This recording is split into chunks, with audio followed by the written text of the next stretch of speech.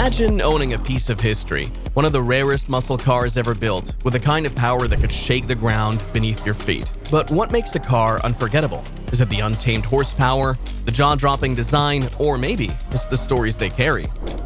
From million-dollar auctions to legendary street battles, these 5 machines are the stuff of automotive dreams.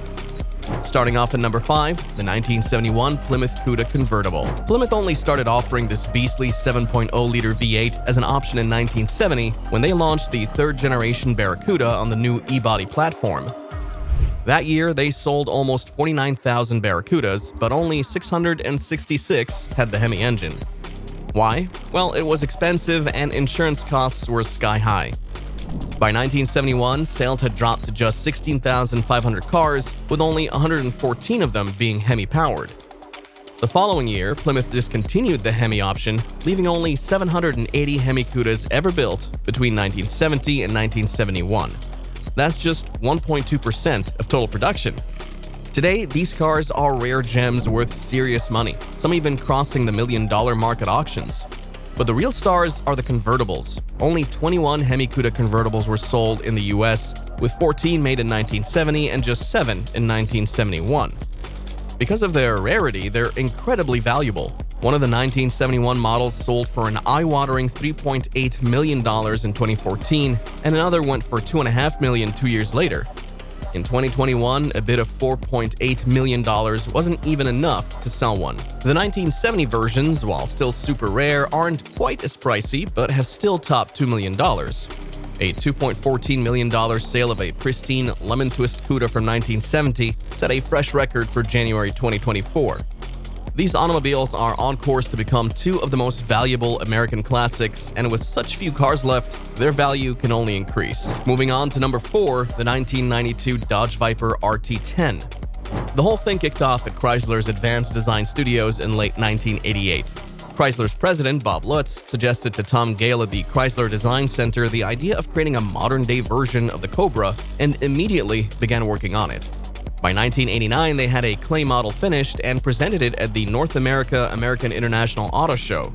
Chrysler decided to take things to a new level because the public adored it so much. Chief engineer Roy Sjoberg received the go-ahead to make the concept a production automobile, but Chrysler's chairman Lee Iacocca wasn't sure of investing $70 million in developing a new sports car, particularly when there was no certainty of its financial success. In the case of the car business, $70 million was a considerable sum, although it was actually a small budget. For reference, Chrysler had spent 5 times that money on the TC car, which didn't quite succeed. But against all odds, the Viper finally got the green light. The legendary car designer Carroll Shelby made a spectacular debut with the production Viper at the 1991 Indianapolis 500. And it was obvious this vehicle was unique. Officially arriving on the market in 1992, the Viper was bare bones. There are no exterior door handles and no air conditioning, just pure, untouched power. But that didn't matter.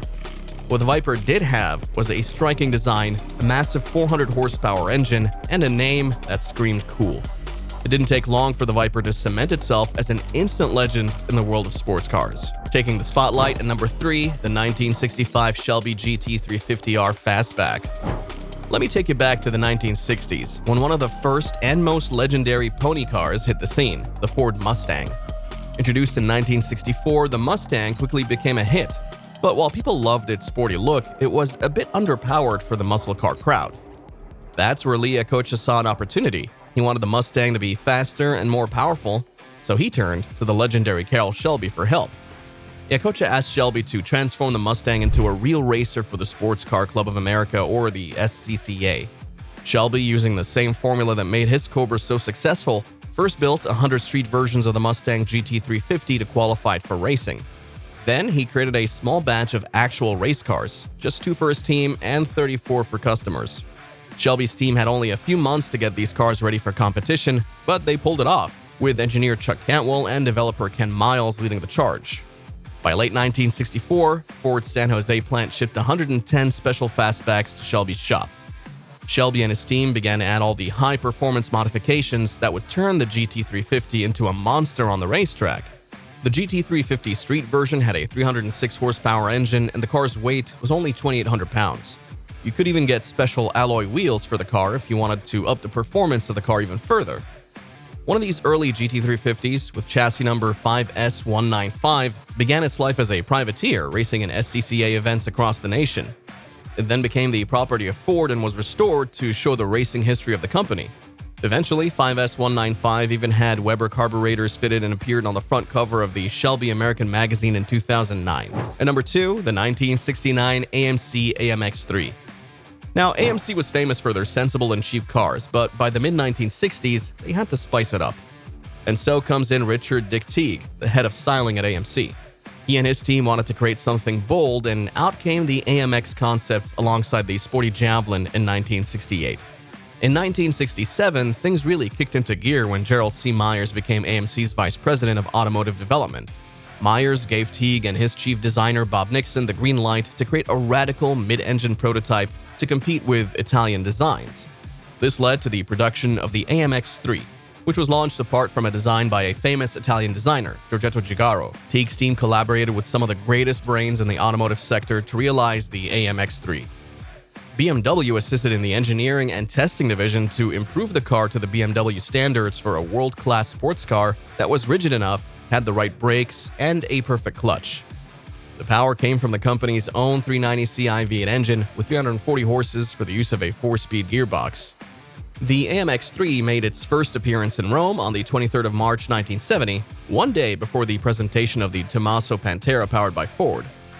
Unfortunately, the management of AMC cut the project after 5 cars were produced, although the 6th car was constructed by Bizzarini and his team. Despite the short production run, the AMX3 was a beautiful car, and its engineering was done by a dream team of car designers. One out of these cars was tested at Monza Circuit in Italy, where a car was clocked at over 160 miles per hour and truly a performance car to the core. This car is still considered as one of the most important in the car industry all around the world because it linked the power of the American muscle cars with the sophistication of European cars. And finally, at number 1, the 1967 Shelby Cobra 427 Super Snake. If you're a fan of the legendary Shelby Cobra and have some serious cash to spend, then this is the car for you.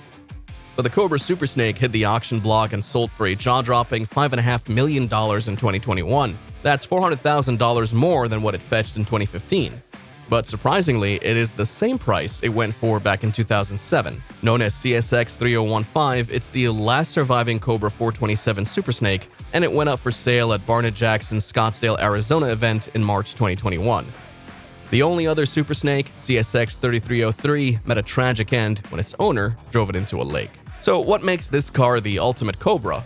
Well, it's not just the standard 427 cubic inch V8 engine that's already a beast.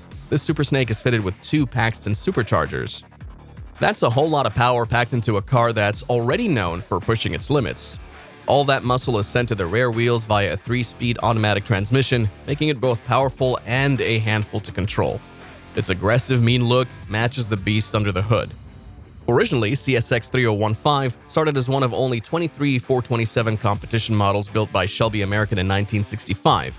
But in 1967, it was transformed into the mighty Super Snake. Remarkably, the car still retains its original engine block, body panels, brake calipers, rear end, and exhaust system, keeping it in authentic condition. The car has quite a history at auctions too. In 2015, it sold for $5.1 million, and in 2007, it went for an even higher $5.5 million. So if you're dreaming of owning this Cobra legend, just know you'll need to have a lot of cash on hand. It's gonna be an expensive ride. Which of these muscle cars would you want to drive? Let us know in the comments below. And don't forget to like, subscribe, and hit that notification bell for more epic content.